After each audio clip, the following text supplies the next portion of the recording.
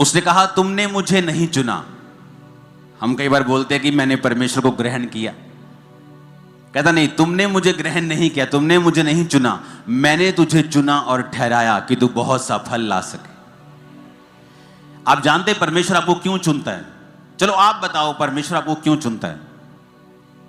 मान लीजिए आप एक बिल्कुल स्मॉल बैकग्राउंड से हैं, आम सी आपकी बैकग्राउंड है, आपका आम सा परिवार है, आपके आम सी जिंदगी है। क्यों परमेश्वर ने आपको चुना? आप जानते हैं वचन क्या कहता है?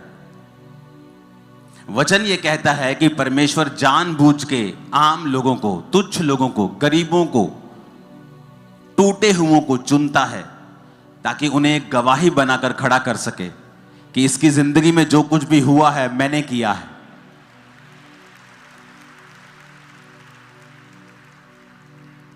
आज मैं ये नहीं कह सकता कि मैं कंप्यूटर इंजीनियर हूं तो मैं बड़ा अच्छा बोलता था, परमेश्वर ने मुझे चुन लिया। इसमें तो फिर मेरी बड़ाई होगी ना कि मैं बड़ा चालाक था तो प्रभु ने चुन लिया। जब मैं परमेश्वर में आया हूं मैं मेंटली अपसेट था, आम लोगों में बैठकर बात भी नहीं कर सकता था, बिना दवाई और नशों के नहीं जी सकता था। प्रीच करना तो दूर की बात, आम लोगों में कन्वर्सेशन जब होती थी कि मेरे दादाजी को हार्ट अटैक हो गया, मेरी नानी मर गई, मेरी नानी को बीमारी हो गई, तो मेरे को अटैक्स शुरू हो जाते थे, मैं उनमें बैठ नहीं पाता था। तो परमेश्वर ने कहा मैंने जगत के निर्बलों को, जगत के तुच्छों को चुन लिया ताकि उनको जो अपने आप को कुछ समझते हैं उनको मैं शर्मिंदा करूं तुम लोगों के जरिए, तुम लोगों के द्वारा। इसका मतलब परमेश्वर जब आपको चुनता है वो इसलिए आपको चुनता है कि परमेश्वर आपकी जिंदगी में कुछ बड़ा काम करना चाहता है। उसने आपको फालतू में नहीं चुना। अभी आप जाते जाते अपने घर में जब जाएंगे तो आप पूरी, अगर सब्जी लेनी है तो पूरी रेडी उठा के नहीं ले जाएंगे आप। आपको पता है ये खराब हो जाएगी। मैं जितनी खाना चाहता हूं, चाहती हूं, मैं उतना ही लेके जाऊंगा।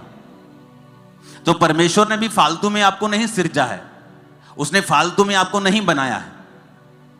ऐसे लोग भी मैंने देखे हैं अपनी लाइफ में, आप उन्हें इंटरनेट पे सर्च करें आपको मिल जाएंगे, जिनके दोनों हाथ नहीं थे, दोनों पांव नहीं थे। अब शैतान उन्हें पूछ सकता है कि तेरे को परमेश्वर ने फालतू ही बनाया है तो तेरा क्या काम है, तेरा ना तेरे हाथ है ना तेरे पांव है, तो क्या तेरी नरक जैसी जिंदगी है। कुछ तू कर नहीं सकता, चल नहीं सकता, उठ नहीं सकता, खा नहीं सकता अपने आप, तू कुछ नहीं कर सकता। लेकिन परमेश्वर ने आज उसे दुनिया के टॉप प्रचारकों में से एक प्रचारक बना दिया है। आई थिंक निक नाम है उसका, आप जाके गूगल पे सर्च करना। तो यानी आपकी कंडीशन कैसी भी हो, परमेश्वर ने आपको बड़े काम करने के लिए चुना है। आप किसी भी निचली पोजीशन पे हो, कहीं भी हो, आपकी कंडीशन जितनी मर्जी बुरी हो, लेकिन एक बात पक्की है, परमेश्वर ने आपको बड़े काम करने के लिए चुना है। यह पहले दिमाग में बिठाना पड़ेगा, हां या ना। यह दिमाग में जब बैठ जाएगा कि परमेश्वर ने मुझे बड़े काम के लिए चुना है, अब करना क्या है? अब मुझे परमेश्वर के पीछे पीछे चलना है। एकदम से नहीं होगा। यूसुफ 2-4 साल में प्रधानमंत्री नहीं बन गया, दाऊद 2-4 साल में इजराइल का राजा नहीं बन गया, 30 साल की उम्र में वो 12 गोत्रों में से एक यहूदा का गोत्र का राजा बना, और 37 साल की उम्र में वो इजराइल का राजा बना। और जब वो मसा किया गया था राजा होने के लिए, शायद वो 15 से 16 टीन एज के बीच में था वो। तो कितने साल लगे उसे उस दर्शन को पूरा होते हुए देखने के लिए, पर उतने साल क्या किया उसने? उतने साल वो मसे में बढ़ा, अभिषेक में बढ़ा, परमेश्वर के संग संग चलता रहा, दुखी भी रहा होगा, परीक्षाओं में भी रहा होगा, लेकिन उसने परमेश्वर के वचन के साथ कॉम्प्रोमाइज नहीं किया। आज 2 बार वीजा रिजेक्ट हो जाए तो आदमी व्यभिचार करने चला जाता है, 3 बार किसी ने वीजा रिजेक्ट कर दिया तो दारू पीने चला जाता है। उसका परमेश्वर के साथ कोई भी संबंध नहीं है, उसे लगता है कि यही चीजें मेरे लिए आशीष हैं। वो परमेश्वर की उपस्थिति को समझता नहीं है। एक बात आपको दिमाग में रखनी होगी कि अगर परमेश्वर ने आपको चुना है तो उसने आपकी लाइफ में बड़े काम करने के लिए आपको चुना है, और वो कुछ बड़ा आपकी जिंदगी में करना चाहता है, इसमें कोई शक नहीं। अब परमेश्वर जा रहे थे, और रास्ते में जब पेड़ दिखा अंजीर का, तो परमेश्वर ने कहा रुको, मुझे भूख लगी। और जब पेड़ के पास गए तो फल नहीं था, और वचन कहता है फल का समय नहीं था। फल का समय नहीं था तो परमेश्वर को बोलना चाहिए ठीक है, समय नहीं है। अब मैं सर्दियों में आम के पेड़ के पास जाऊंगा तो आम का पेड़ तो फल रहित होगा, तो मैं क्या कर सकता हूं। लेकिन बाइबल कहती परमेश्वर ने उस पेड़ को कहा सूख जा, अब से तेरा फल कोई ना खाए। क्यों? क्योंकि अंजीर के पेड़ की खासियत है, जब वो पत्ते देता है तो फल भी देता है। तो वो धोखा दे रहा था, पत्ते तो दिखा रहा था दूर से कि दूर से पत्ते देके यीशु मसीह पास तो आए, लेकिन फल नहीं था। तो हमें ऐसे विश्वासी नहीं बनना है जिनका हालेलुया आमीन तो ऊंचा हो, लेकिन अपने कर्मों से वो हालेलुया और आमीन का इनकार कर रहे हो। कि मुंह से तो हालेलुया ऊंचा है कि यहोवा की स्तुति हो, लेकिन अपने कर्मों से वो शैतान की स्तुति कर रहे होते हैं। अगर यहोवा की स्तुति हो तो व्यभिचार तुम्हारी जिंदगी में फिर क्या कर रहा है? चोरियां तुम्हारी लाइफ में फिर क्या कर रही हैं? निंदा चुगली तुम्हारी लाइफ में फिर क्या कर रही है? अगर यहोवा की स्तुति हो, अगर हालेलुया बोलना है तो अपनी जिंदगी को हालेलुया के जैसा करना भी है।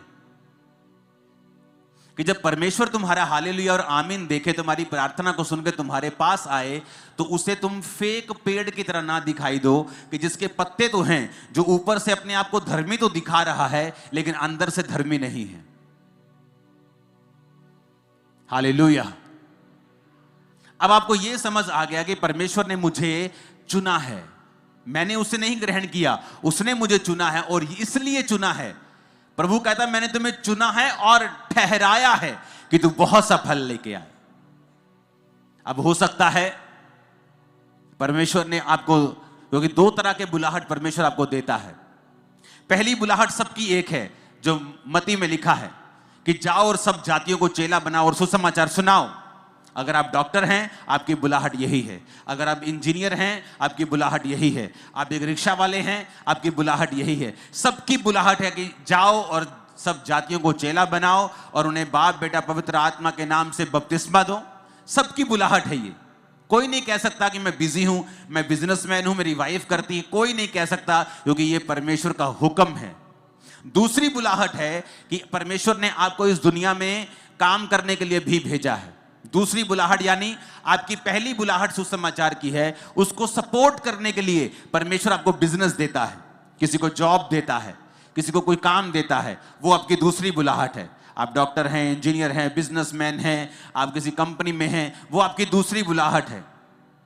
लेकिन पहली बुलाहट सबकी एक है कि उन्हें परमेश्वर का काम करना है। और तब जब हम परमेश्वर के संग चलना शुरू करते हैं और में ये वचन समझ आता है, क्योंकि अगर वचन समझ में आ जाए ना, वचन अगर खाने पड़ जाए और अंदर स्पिरिट में हम इसको लेकर खा लें। यहोजकेल की पुस्तक में लिखा, परमेश्वर ने कहा इस पुस्तक को ले और इसे खा जा इसे, आंतड़ियां इस भर ले अपनी और इसे पचा ले। लिखा वो पुस्तक उसके मुंह में शहद के समान मीठी लगी। क्यों कहा परमेश्वर ने ऐसा? क्योंकि वचन को समझना और उस पर मनन करना, मनन का मतलब है अपना ध्यान उस पर लगाना कि प्रभु मुझसे कहता है। मैं लाखों की भीड़ से बात नहीं कर रहा हूं, मैं आपसे कर रहा हूं। प्रभु मुझसे ये कह रहा है कि मैंने तुझे चुना है और ठहराया है कि तू बहुत सा फल, यानी तेरी जिंदगी में बड़े अच्छे अच्छे रिजल्ट होंगे जो मैं तुझे दूंगा। प्रभु मुझसे कह रहा है और वो आपसे कह रहा है। क्या वो झूठ बोलता है? मैंने कहा क्या वो झूठ बोलता है? क्या वो पक्षपात करता है? क्या वो मुझे कह रहा है और तुझे नहीं कह रहा है? ऐसा लिखा है बाइबल में। क्या उसने ये कहा है कि मैं ये बात सिर्फ अपने चेलों के लिए लिखता हूं? उसने कहा नहीं, हर एक व्यक्ति जो बपतिस्मा ले चुका है, जो परमेश्वर को, उसकी आत्मा को अपने अंदर पा चुका है, जो यीशु मसीह के नाम को ले रहा है, परमेश्वर ने कहा मैंने तुझे चुना और ठहरा दिया है कि तू बहुत सा फल लाए। फल का मतलब क्या? रिजल्ट, टेस्टिमनीज, गुड कैरेक्टर, आत्मिक फल, शारीरिक रिजल्ट, गवाहियां, हीलिंग, डिलीवरेंस, एवरीथिंग जो इस दुनिया में है, परमेश्वर ने कहा मैंने तुझे चुना और ठहराया कि तू बहुत सा फल लाए। और अगर मैं इस वचन के ऊपर मनन करूं तो कि प्रभु मुझसे कह रहा है इंडिविजुअली, अकेले को मुझे, कि मैंने तुझे चुना, मैंने तुझे ठहराया कि तू बहुत सा फल ला सके। यानी आपकी जिंदगी एक्स्ट्रा ऑर्डिनरी होने वाली है, क्योंकि खुदा ने कहा है कि तू बहुत सा फल लाएगा। उसने ये नहीं कहा तू ठीक ठीक फल लाएगा, तू थोड़ा थोड़ा फल लाएगा, तू गुजारे योग्य फल लाएगा। उसने कहा तू बहुत सा फल लाए, तू इतना फल लाएगा। लेकिन करना क्या होगा? परमेश्वर ने कहा मैंने तुझे चुना और ठहराया। अगर एक पेड़ को फल लाने के लिए आपको बनाना है तो आपको उसे टाइम पर मिट्टी उसकी गोडी करनी होती है, उसको खाद देनी होती है, उसको पानी देना होता है। अगर आपको वो फल चाहिए जो परमेश्वर चाहता है, क्योंकि जब मैं 2004 में 5 में खुदा के दासों से मिलता था तो बोलते थे प्रभु तुझे बहुत इस्तेमाल करेगा, तो मुझे लगता है ये झूठ बोल रहे हैं, ये मुझे तसल्ली दे रहे हैं, इनको पता है कि मुझे पागलपन के अटैक होते हैं, तो जस्ट दे आर काउंसलिंग मी, वो मुझे एक तसल्ली दे रहे हैं, वो मुझे जस्ट एक होता ना कि सिंपथी के कारण किसी को बोलना नहीं सब ठीक हो जाएगा और God will do it and everything will be okay, don't worry. मुझे लगता है ऐसी बातें मेरे साथ ये करते हैं लोग ताकि मैं प्रभु में बना रहूं, लेकिन मुझे नहीं मालूम था कि जो ये कह रहे हैं वो सच है। तो मैंने वो पूरा कैसे हुआ? परमेश्वर में मैं खड़ा रहा। आंधी तूफान आते हैं, पेड़ बना रहता है, अगर उसकी जड़ें मजबूत हैं वो गिरता नहीं। उसके बाद पानी यानी परमेश्वर के वचन से अपने आप को हर वक्त फुल रखना, आंधी और तूफानों में परमेश्वर को उसके वचन को पकड़े रहना और उसे छोड़ना नहीं। फास्टिंग के साथ, प्रार्थना के साथ एक खाद की तरह काम करना, जिस तरह प्रार्थना और फास्टिंग एक खाद की तरह काम करती है, वचन पानी की तरह काम करता है, और धीरे धीरे फिर आप फल लाने लगते हैं। जिस काम के लिए परमेश्वर ने आपको अपने लहू से खरीदा होता है, परमेश्वर उसको जाहिर करना शुरू करता है, फल आने शुरू होते हैं। पहले साल थोड़े, दूसरे साल थोड़े ज्यादा, तीसरे साल और ज्यादा, छठे, सातवें, 10वें साल में आप फलों से भरे हुए होते हैं। ओ आमीन, ऊंचा तो ये फल आपकी लाइफ में एंटर कर रहे हैं, फाइनेंस में एंटर कर रहे हैं, परिवारों में एंटर कर रहे हैं, स्पिरिट्स में एंटर कर रहे हैं, सेवकाइयों में एंटर कर रहे हैं, बच्चों की लाइफ में एंटर कर रहे हैं। आमीन, ऊंचा तो ये बरकत तुम्हारी है चर्च। हालेलुया। उसने कहा मैंने तुझे चुना। कोई इंसान नहीं कह रहा है, कोई पॉलिटिशियन नहीं कह रहा मुकर जाएगा, जब पार्टी बड़ी देखेगा इधर उधर तो हो जाएगा। कोई इंसान नहीं कह रहा, खुदा कह रहा है। जिसे किसी कोर्ट में लेके नहीं जाया जा सकता, जिसके ऊपर कोई केस नहीं चलाया जा सकता, जो कभी झूठ नहीं बोलता है।